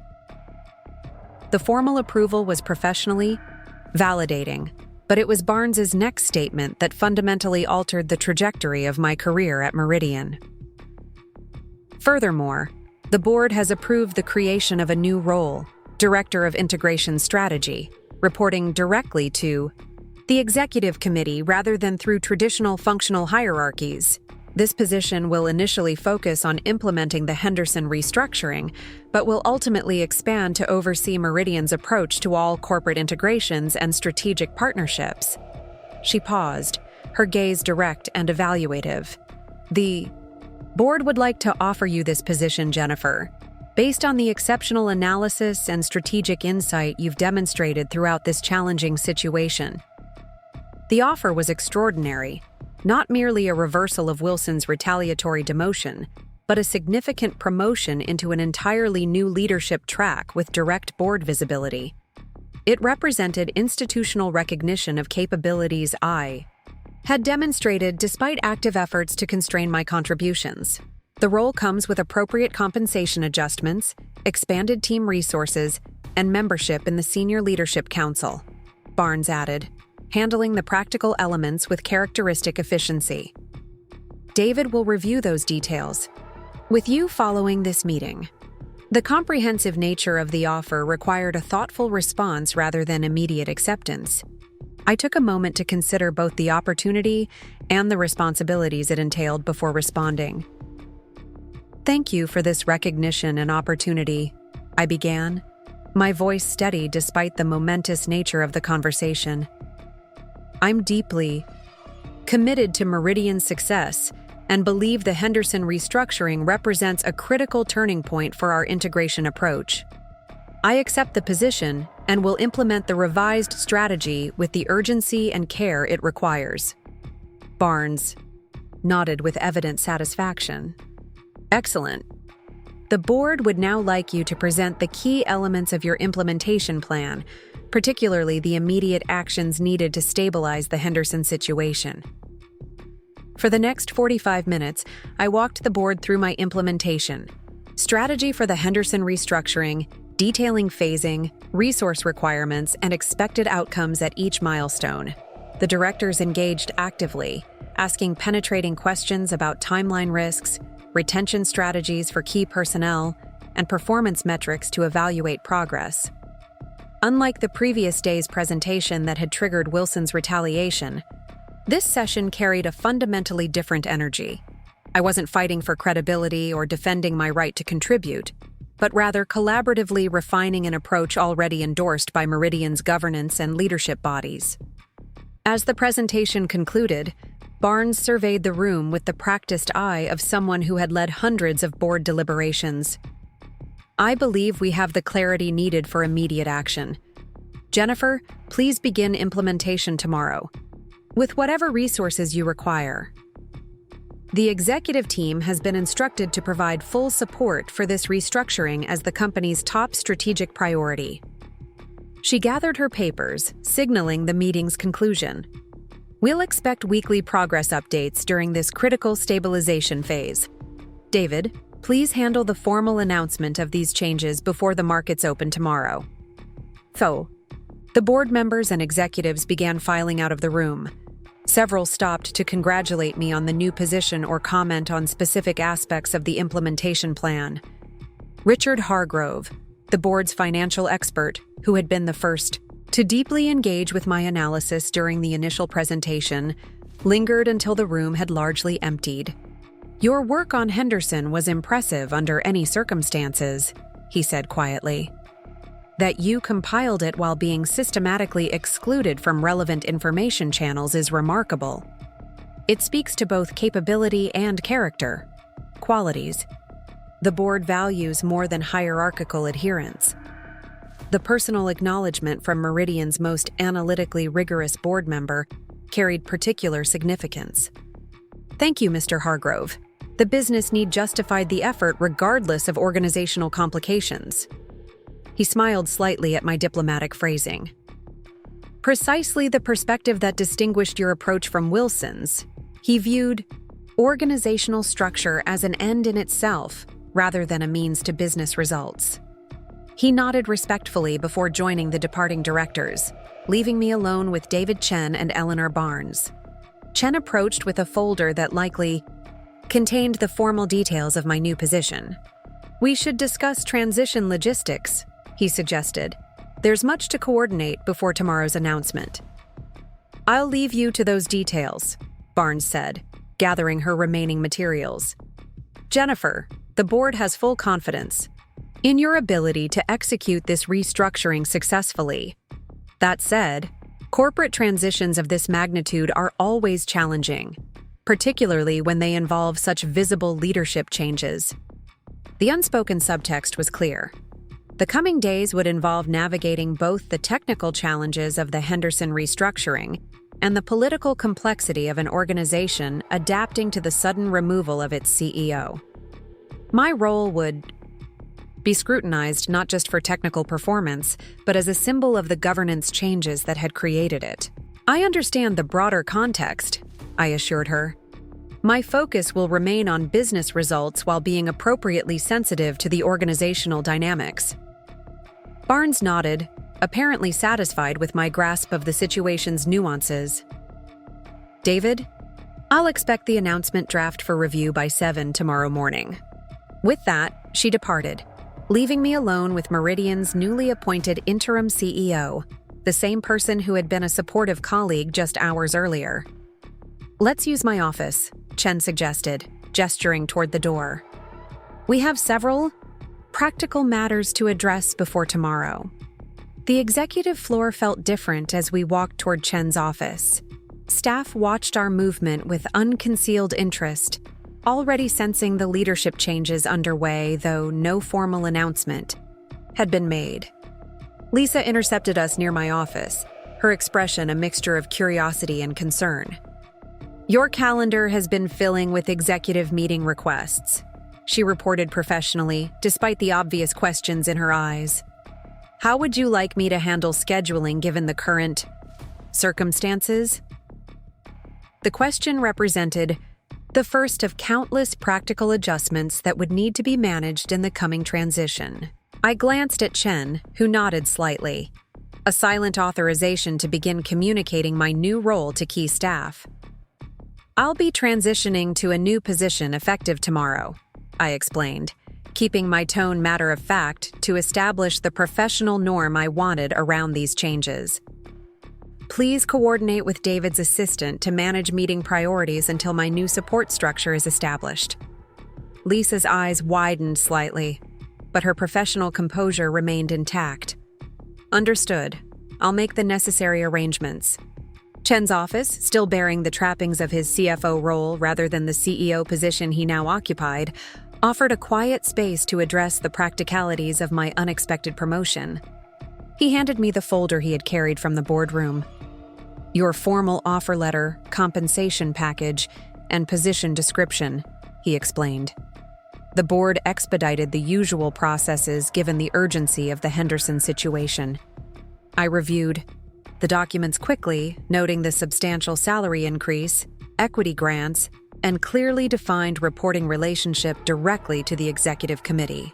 The position scope extended well beyond the immediate Henderson restructuring to encompass Meridian's entire approach to integrations and strategic partnerships, a functional area that would touch virtually every aspect of the company's growth strategy.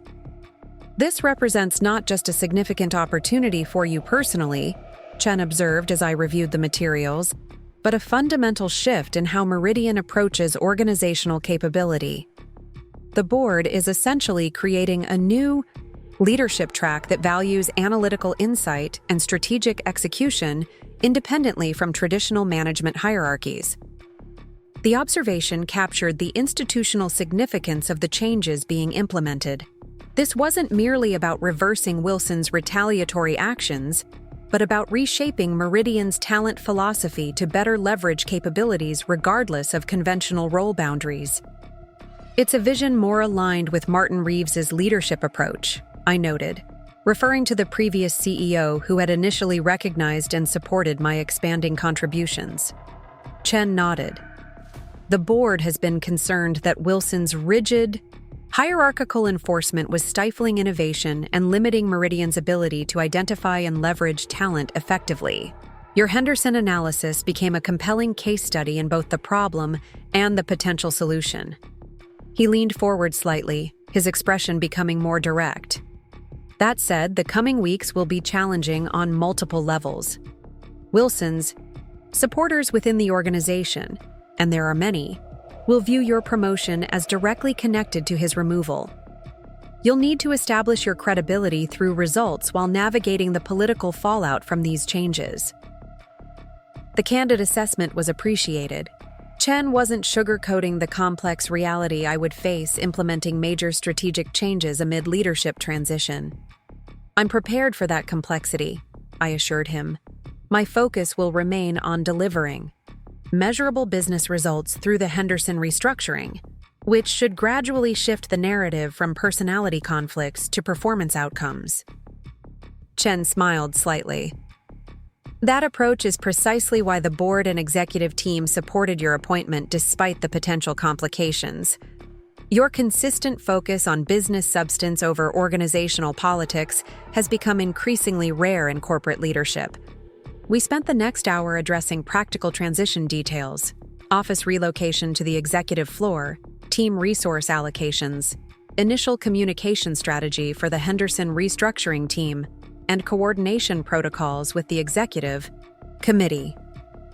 Throughout the discussion, Chen maintained the collaborative collegiality that had characterized our previous working relationship, despite his new position as interim CEO. As our meeting concluded, he offered one final observation. The phrase "just a secretary" has been circulating through Meridian since yesterday's quarterly review. Wilson's attempt to diminish your contributions by reducing you to a stereotypical role category has backfired spectacularly. It's become shorthand throughout the organization for undervalued talent and missed opportunities. The information was unexpected. I had been so focused on the Henderson analysis and subsequent events that I hadn't registered how Wilson's dismissive characterization might be reverberating through the broader organization. "That's unfortunate," I replied carefully. "This situation should be understood as a business correction focused on the Henderson integration, not as a personality conflict or political victory." Chen smiled at my diplomatic response. "Admirably focused as always. Nevertheless, your journey from public dismissal to board-appointed director in 48 hours will inevitably carry symbolic weight within Meridian's culture. How that symbolism affects our talent development approach moving forward may ultimately prove as valuable as the Henderson restructuring itself." The observation highlighted the dual nature of the changes unfolding, simultaneously addressing both a specific business problem and a fundamental organizational philosophy about how talent and contribution should be recognized and leveraged. As I left Chen's office, the executive floor hummed with the peculiar energy that accompanies major corporate transitions. Staff moving with heightened purpose, conversations conducted in careful undertones, schedules being quietly rearranged. As power centers shifted, by morning, the formal announcement would transform these subtle currents into explicit changes, creating new reporting relationships, priorities, and organizational realities. Lisa was waiting at my office, clearly bursting with questions but maintaining professional restraint. "Your new office will be ready by 10 tomorrow morning," she reported. The former head of strategic planning suite on the northeast corner. The location represented another symbolic element of the transition, placing me among senior leadership with a prime office location reflecting my new position in Meridian's hierarchy. "Thank you for coordinating that so quickly," I replied, gathering personal items from my desk. "There will be a formal announcement in the morning explaining the leadership changes and new integration strategy approach." Lisa glanced around to ensure no one was within earshot before asking the question clearly foremost in her mind. "And Wilson?" "Is no longer with Meridian," I confirmed quietly. "The board has appointed David Chen as interim CEO while conducting a formal search for permanent leadership." Her eyes widened at the confirmation of what had likely been rumored throughout the day. "And your new position?" "Director of Integration Strategy, reporting to the executive committee," I explained. Simply, initially focused on implementing the Henderson restructuring, but eventually expanding to oversee Meridian's approach to all integrations and strategic partnerships. Lisa absorbed this information with the practiced calculation of someone who had navigated corporate politics for years. "So within 48 hours of Wilson dismissing you as just a secretary, you've been promoted to director level while he's been removed as CEO. That might be the most dramatic corporate reversal I've witnessed in 20 years of administrative work." Put so bluntly, the situation did indeed sound like the plot of a corporate drama, rather than the business reality I had been living through. Yet the sequence of events had unfolded with its own internal logic, each development flowing naturally from substantive business considerations rather than political maneuvering or personal vindication. The board made decisions based on Meridian's best interests, I replied, gently redirecting the framing away from personal drama toward business substance. The Henderson restructuring represents a critical strategic priority that needed immediate leadership, while broader governance concerns required appropriate board action. Lisa smiled knowingly at my careful characterization. Always the diplomat. Regardless of how it's framed, you've handled an extraordinary situation with remarkable professionalism, which is precisely why you're now directing strategy instead of clearing out your desk. As we finished organizing materials for the next day's transition, the executive floor gradually emptied of remaining staff. The large windows of my soon-to-be former office offered a panoramic view of Chicago's skyline, transitioning from late afternoon to early evening, the changing light a fitting backdrop to the transitional moment in my own professional journey. I found myself reflecting on the extraordinary 48 hours that had transformed both my career and Meridian's leadership structure. What had begun with Wilson's attempt to publicly diminish me as just a secretary had catalyzed a sequence of events that revealed deeper institutional issues with his leadership approach. Issues the board had apparently been monitoring for months before our confrontation brought them to a crisis point. Tomorrow would bring new challenges, implementing the Henderson restructuring amid organizational turbulence, establishing credibility in my new leadership role, and navigating the inevitable political currents that accompany major corporate transitions.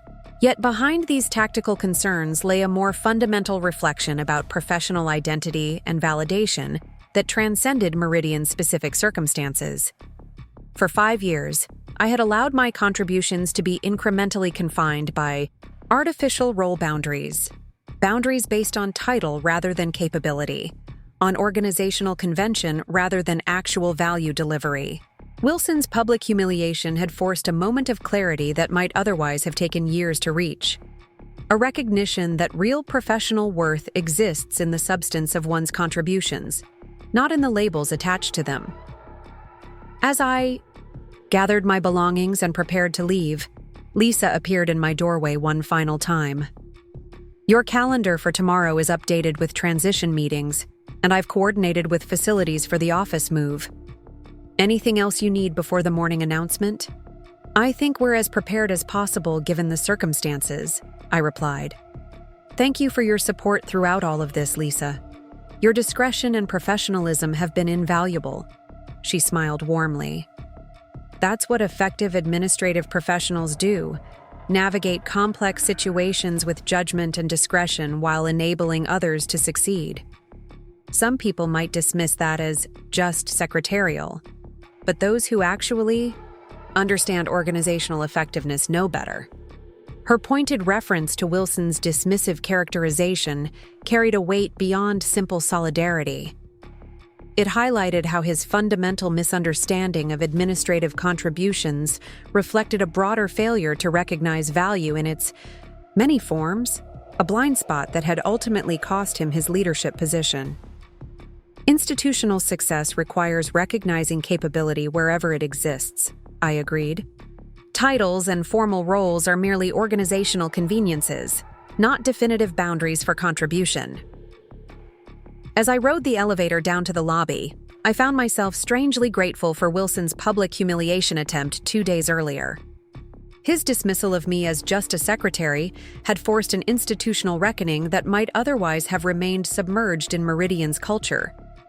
A confrontation between rigid hierarchical control and the recognition of capability independent of title or position. Tomorrow would begin the practical work of restructuring the Henderson integration and establishing my new leadership role. Yet, the more meaningful transformation had already occurred, not just in my professional position, but in Meridian's institutional recognition that value contribution transcends conventional role boundaries. In his attempt to publicly diminish me, Wilson had inadvertently catalyzed exactly the organizational evolution the board had been seeking, one that would reshape Meridian's approach to talent identification and development for years to come. The Chicago evening embraced me as I left the building, the familiar city skyline now framing a professional reality dramatically different from the one I had known just 48 hours earlier. Whatever challenges tomorrow might bring, they would be faced from a position of institutional validation rather than hierarchical constraint, a fundamental shift that would shape not just my career trajectory, but Meridian's organizational philosophy moving forward. As I walked toward the train station, my phone chimed with an incoming email. The formal announcement draft had been sent for key leadership review before tomorrow's distribution. The subject line read simply, "Leadership Changes and Strategic Restructuring Initiative." The corporate language would be appropriately measured, focused on business continuity and strategic priorities rather than personal conflicts or vindication narratives. Yet beneath the careful phrasing lay a powerful institutional statement about how capability should be recognized and leveraged regardless of conventional boundaries. A philosophy that would reshape Meridian's culture long after the Henderson restructuring was complete. Wilson's attempt to dismiss me as just a secretary had revealed the fundamental flaw in his leadership approach. A rigid adherence to hierarchical boundaries that ultimately limited Meridian's ability to leverage talent effectively. In trying to confine me to a narrowly defined box, he had instead catalyzed my emergence as a recognized strategic leader while simultaneously ending his own tenure as CEO. The irony wasn't lost on me as I boarded the evening train home, my mind already mapping out implementation steps for tomorrow's Henderson restructuring launch. What had begun as a public humiliation had transformed into the defining professional opportunity of my career, not through political maneuvering or personal advocacy, but through the simple power of substantive contribution allowed to speak for itself once artificial constraints were removed. Tomorrow would begin a new chapter for both my career and Meridian's organizational evolution. Whatever challenges it might bring, they would be faced from a foundation of validated capability rather than constrained contribution, a transformation that would ripple through Meridian's culture long after the immediate leadership transition was complete. Up next, you've got two more standout stories right on your screen. If this one hit the mark, you won't want to pass these up. Just click and check them out.